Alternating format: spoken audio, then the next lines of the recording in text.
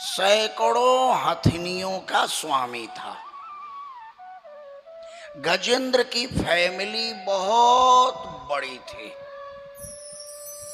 बड़ा झुंड था उनका। सुखदेव भगवान बोले, परीक्षित, गजेंद्र अपनी फैमिली के साथ में उसी पहाड़ पे एक झील था, तालाब, सरोवर, गर्मियों का दिन था, फैमिली के संग में गजेंद्र जल क्रीड़ा कर रहे हैं, सूंड में भर भर के पानी मस्ती मार रहे हैं, नहा रहे हैं। उसी सरोवर में एक ग्राह भी बैठा था। गजेंद्र ग्राह को नहीं देख रहे हैं क्योंकि ग्राह पानी के अंदर है, लेकिन ग्राह गजेंद्र को देख रहा है।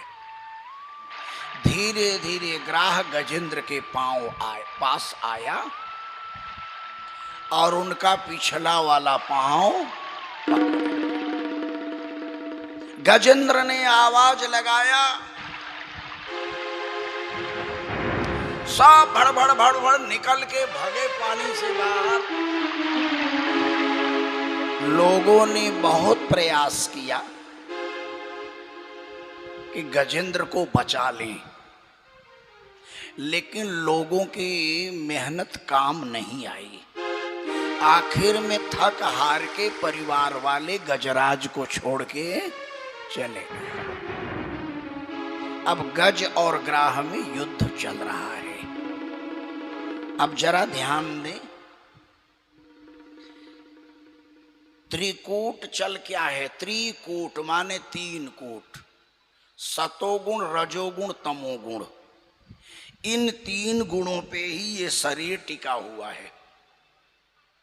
यही है त्रिकूटाचल पर्वत। गजेंद्र माने जीवात्मा और ग्राह माने काल।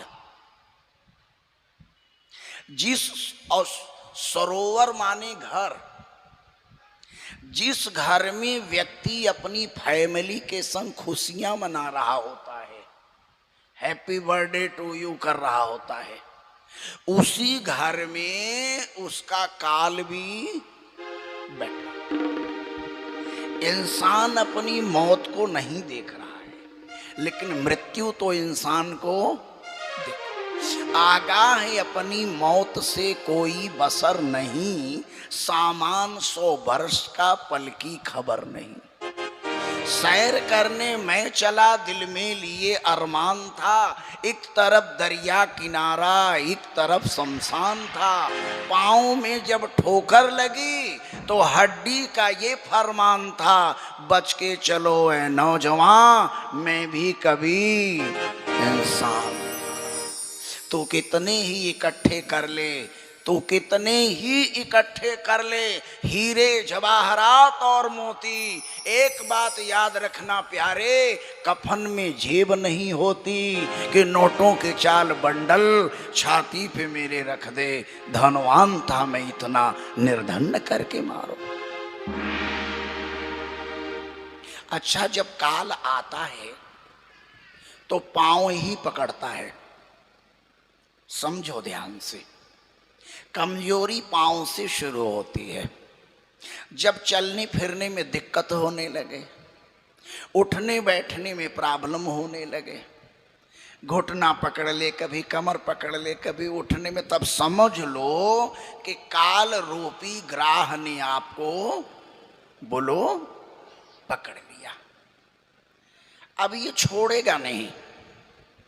एक बार अगर ग्राह ने पकड़ लिया, एक बार वृद्धावस्था का तकलीफ जो शुरू हुई पाँव से, तो कभी घटेगी, कभी बढ़ेगी, कभी थोड़ा ठीक होगा, फिर दर्द होने लगेगा।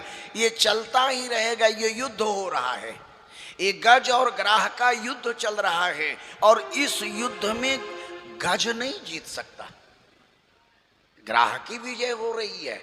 क्योंकि ग्राह थोड़ा थोड़ा, एक एक जौ खींच रहा है अंदर। एक मंथ युद्ध हुआ, 1 महीने युद्ध हुआ। परीक्षित गजराज की सूंड बस जरा सा पानी के ऊपर बची है, अब गई। लेकिन उसी समय गजेंद्र को गोविंद की याद आ गई। वो कमाल हो गया। गोविंद ही आपको ग्रह से बचा सकते हैं, परमात्मा ही आपको काल से बचा सकता है। गोविंद को याद करो।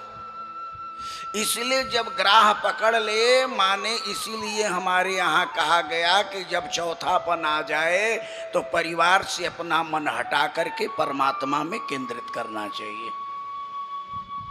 ये ज्यादा घूमना टहलना, पार्टी में जाना, कई बार देखा जाता है शादी में ब्याह में बूढ़े से चला नहीं जा रहा है, लेकिन तब भी लगा हुआ है पीछे, लगा हुआ है पीछे।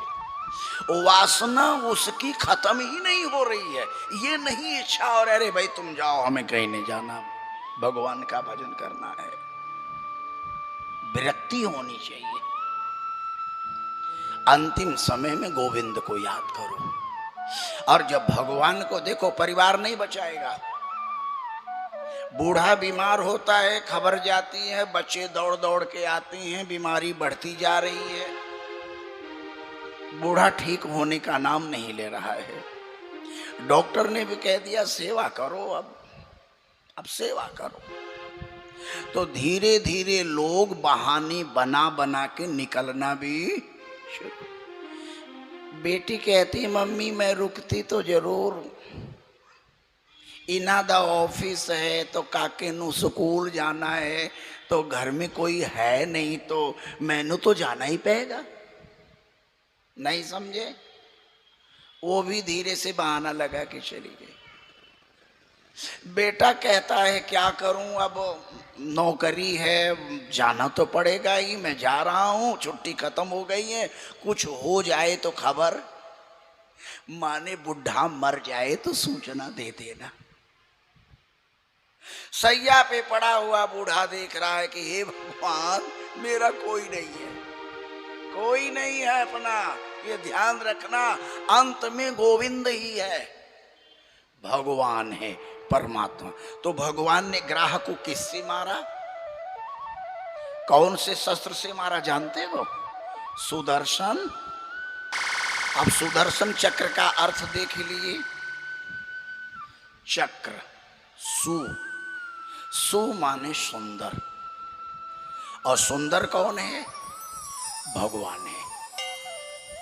मतलब ठाकुर जी का सौंदर्य आपकी आंखों में आ जाए, भगवान का रूप अंतिम समय में आपकी आंखों में आ जाए। इसलिए कल मैंने आपको ध्यान योग की विधि बताई थी और कहा था कि पूजा करने के बाद थोड़ा थोड़ा भगवान का ध्यान जरूर करना, क्योंकि अंतिम समय में अगर गोविंद का रूप सामने आ गया तो काल मर जाएगा। इसका मतलब ये थोड़ी की मृत्यु नहीं होगी, आपकी मृत्यु होगी, लेकिन जो मृत्यु का कष्ट है वो तुम्हें भोगना नहीं पड़ेगा। ग्राह का गला काट दिए, गजेंद्र को उठा के मीढ़ी के ऊपर रख दिया। गजेंद्र ने एक कमल का फूल भगवान को अर्पण किया, देवता पुष्प बरसाए, बाजे बजाए, जय जयकार किया। बोलो वृंदावन बिहारी लाल के जय।